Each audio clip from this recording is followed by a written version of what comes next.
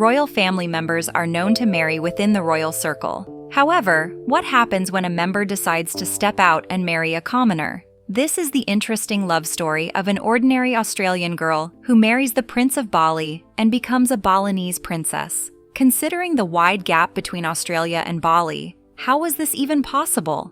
Fate had its path, leading to the most intriguing love story today. Join us as we delve into the love journey between Raka, a Balinese prince, and Jane, a young Australian girl. You won't want to miss any part of this. A holiday in Bali. Jane Gillespie was just an Australian girl with the simple dream of living a quiet and pleasant life in Sydney. She said, "When I was younger and I pictured what my life would be like, I imagined myself living a pleasant, quiet sort of existence in Sydney, working as a kindergarten teacher, which is what I was doing when I went to Bali for a holiday that would change everything." Jane wasn't expecting to collide with the love of her life during the holiday, but as fate would have it, she met him. Recounting the event, Jane said, "The year was 1970, seen when my mother and I set off. We arrived in Ubud and stayed at the Puri Saraswati Bungalows, a beautiful and tranquil hotel on Royal Palace land. The luscious gardens shimmered with a million shades of green, and the Balinese architecture took my breath away. The property was owned by one of the two wives of Prince Chokorda Agung Suyasa. One of his wives lived with him in the palace, and the other lived in the hotel. Her brother-in-law, Prince Chorkoda Raka Kirtiasa, was a handsome young man who loved to come and meet international guests and talk to them about Balinese life and culture. He'd been to Australia before and was very charismatic. I found myself drawn to him immediately. However, what could have triggered this connection? They were from two different cultures and backgrounds. But then, remember, Jane already yearned for a quiet and reserved life. This must be one of the triggers.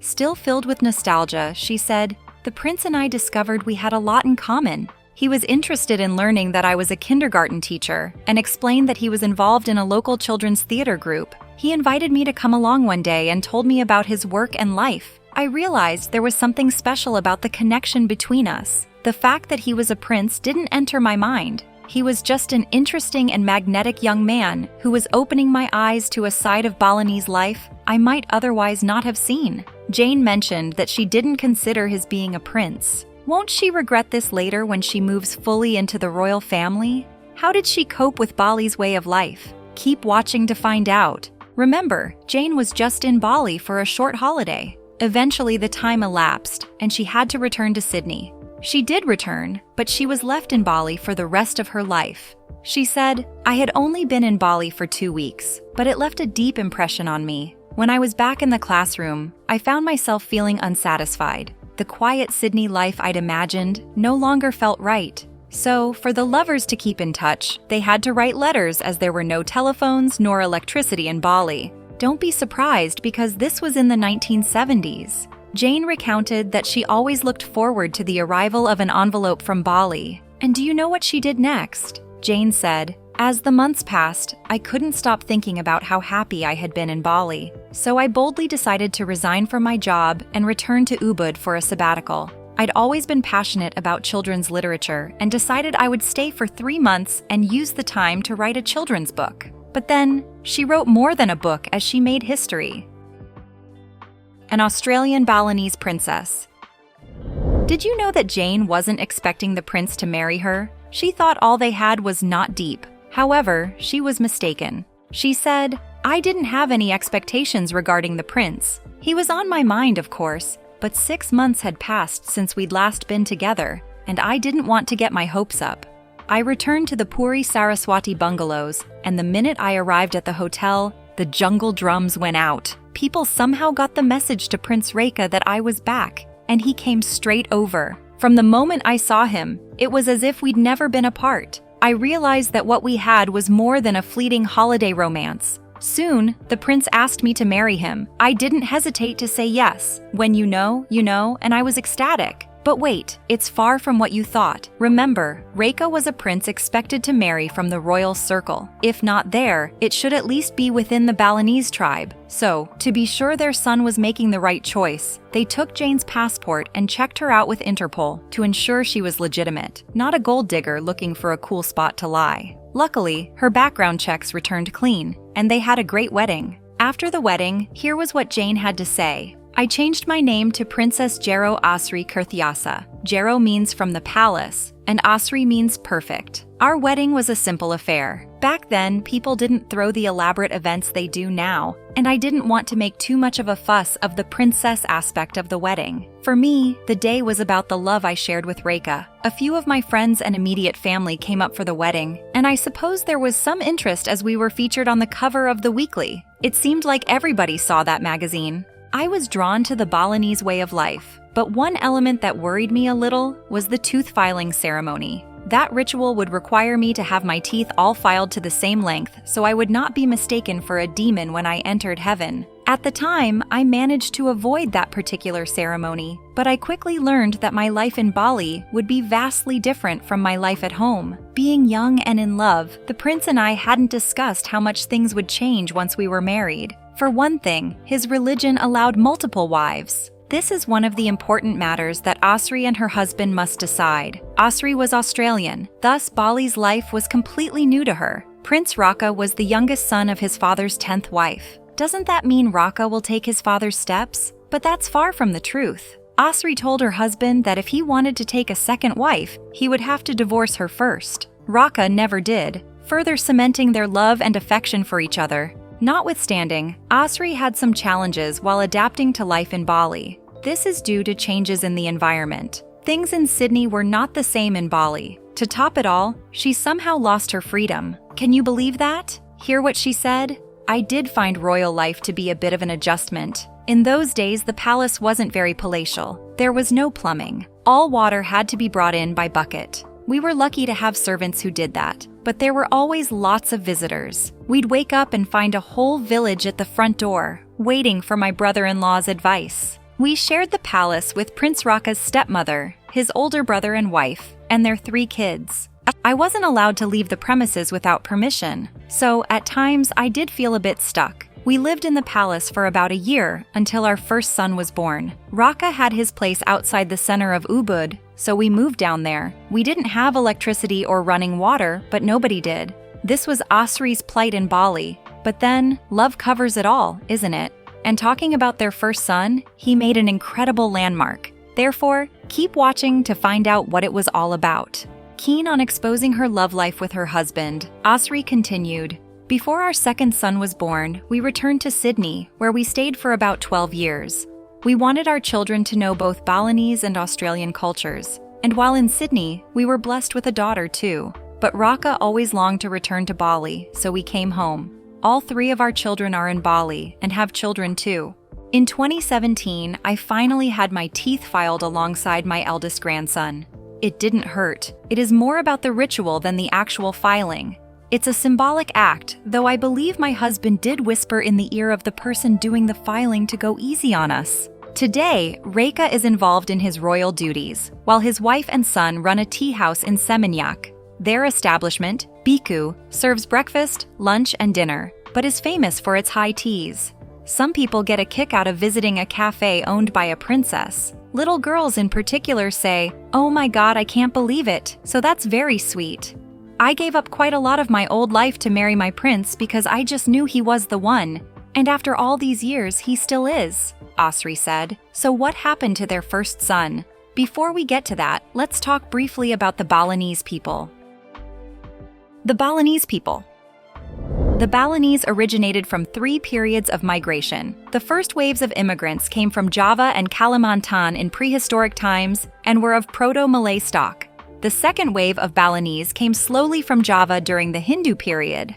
The third and final wave came from Java between the 15th and 16th centuries, about the same time as the conversion to Islam in Java. This caused aristocrats and peasants to flee to Bali after the collapse of the Javanese Hindu Majapahit Empire to escape Mataram's Islamic conversion. This reshaped the Balinese culture into a syncretic form of classical Javanese culture mixed with many Balinese elements.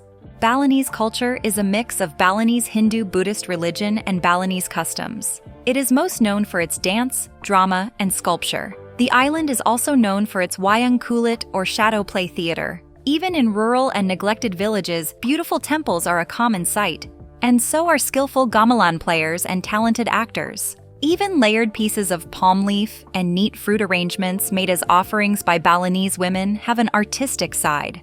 According to Mexican art historian José Miguel Covarrubias, amateur Balinese artists' works are regarded as a form of spiritual offering. Therefore, these artists do not care about recognition of their works. Balinese artists are also skilled in duplicating artworks such as carvings that resemble Chinese deities or decorating vehicles based on what is seen in foreign magazines.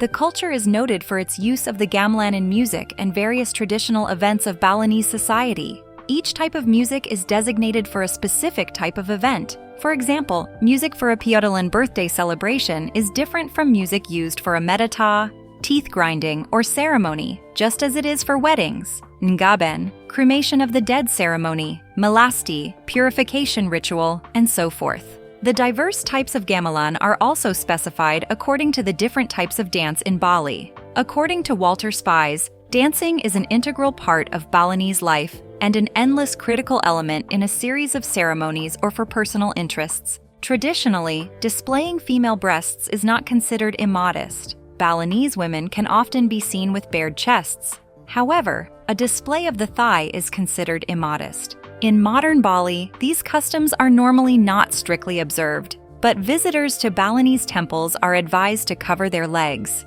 In the Balinese naming system, a person's rank of birth or caste is reflected in the name. Balinese are generally patrilineal, but when a family only has daughters, they can decide if a daughter is the confirmed heir. She will then have the same status as if she were a son. The marriage proposal will be carried in reverse. She will be considered the husband, and he the wife, and the children are considered part of their mother's family. Balinese people celebrate multiple festivals, including the Kuta Carnival, the Sanur Village Festival, and the Bali Kite Festival, where participants fly fish, bird, and leaf-shaped kites while an orchestra plays traditional music. You will agree with me that this is a very unique culture. Now let's talk about Max's wedding. Remember, Max is Asri's first son. Max's wedding. Before the eyes of the world were fixated on Westminster Abbey for the wedding of Prince William to Catherine Middleton, Max, an Australian prince, married Indonesia's most popular television star in front of thousands. Just like his father, Max went outside the Bali royal circle. There was no designer gown or bridesmaid to upstage the show, and there was no global television audience in the billions. But there were tears, a celebrity bride, and a more than 2,500 guest list at the Balinese royal wedding of Prince Chok Gus Kurtiasa and television star Happy Salma. Prince Chok Gus is the son of the head of Bali's royal family, Prince Chokorda Raka, and his wife, Princess Asri. But he was better known to his Aussie mates as a surfer and avid photographer, Max. He grew up in Sydney's northern suburbs with his brother and sister, but his centuries-old warrior heritage, 300-member family, and love of surfing drew him back to Bali as a teenager. The 29-year-old, who sports large tattoos on his back and legs, relocated to the family's palace in Ubud, where he embraced the Hindu culture and spent his days surfing the Balinese coastline. As stated earlier, he and his mother now own one of the most popular tea houses in the upmarket region of Seminyak. Over high tea last year, Tasmania filmmaker Varcha Sidwell discovered and documented 2 fairy tale stories for her film Bali High Wedding. I was introduced to the proprietor, a Balinese princess in her 50s, who is also an Aussie, Sidwell said. Bali is now a republic state, but the royal family is seen as custodian of the Hindu faith and is widely respected. The couple sacrificed the royal lifestyle to raise and educate their 3 children in Australia, where Prince Chokorda Raka was forced to work as a gardener and a waiter to pay the bills. The family returned to Bali more than a decade ago once their children became adults, and Prince Chokorda Raka is now the head of culture and religion in Ubud. They now have to consult with me because I've been living in the West that has given me a new perspective in the modern times without losing the essence of our culture, he said. Fast forward 32 years, and according to Sidwell, Bali is very different and almost decadent. When she discovered Asri's son, a laid-back surfer with an Aussie accent, was marrying a local television soap star in a glittering Balinese royal wedding, she had 2 months to plan, produce, and shoot the film. The lovely thing about the Balinese royal family is that they are so unaffected, she said. Max is just this surfer dude who enjoys life, but is also a member of a family that can trace their lineage back to 25th generations. I was blown away by the quiet sense of continuity, culture, and a complete lack of pomp. Prince Chok Gus married Salma, a Muslim from Java, on October 2010, after they met on the surfing beaches in Bali's south while she was holidaying with friends. Does that ring a bell? Remember that his parent also met while Jane, now Asri, was on holiday with her then family.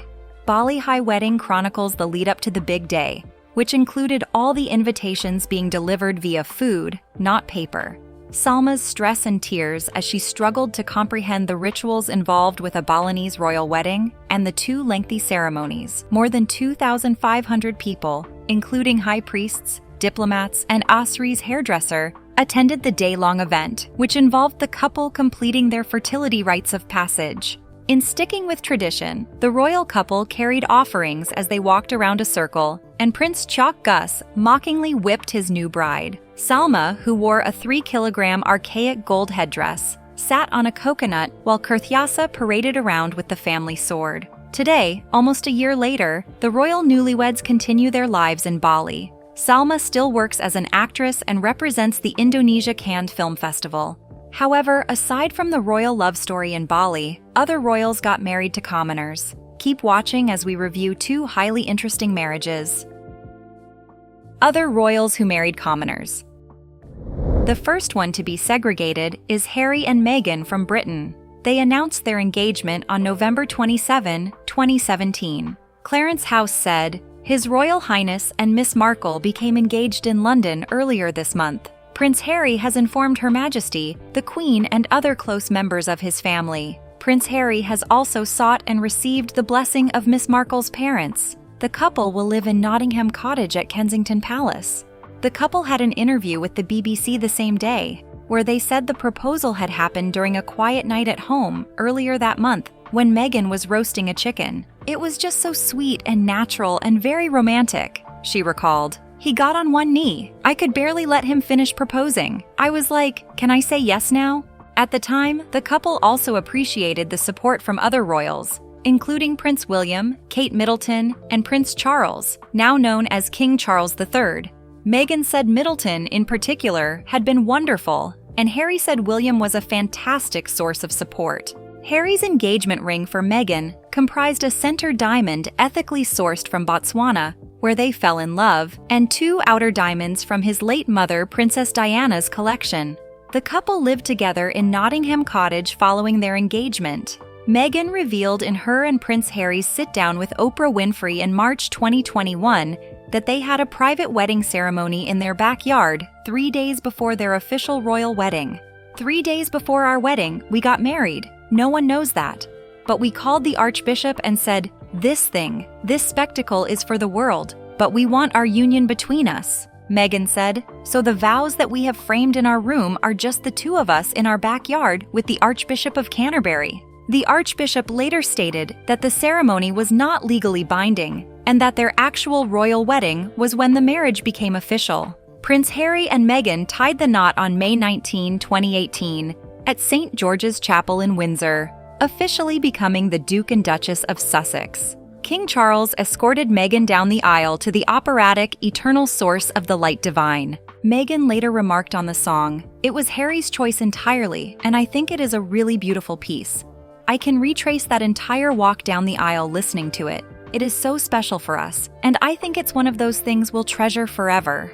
The prince wiped away tears after Meghan finally reached Harry at the altar. The couple followed the church service with a wedding luncheon with 600 guests. Meghan later told Winfrey of the experience, "I've thought about this a lot because it was like having an out-of-body experience for which I was very present. That's the only way I can describe it because the night before, I slept throughout entirely, which in and of itself is a miracle. And then I woke up and started listening to that song, Going to the Chapel. I just tried to make it fun and light and remind ourselves that this was our day. But I think we were both aware, even in advance, that this wasn't our day. This was the day that was planned for the world." The couple let loose a bit more at their private evening wedding reception at Frogmore House, where Idris Elba served as their DJ, George Clooney served drinks to guests, and Serena Williams enjoyed some beer pong. Harry and Meghan reportedly gave sweet, funny speeches, thanking their guests for attending.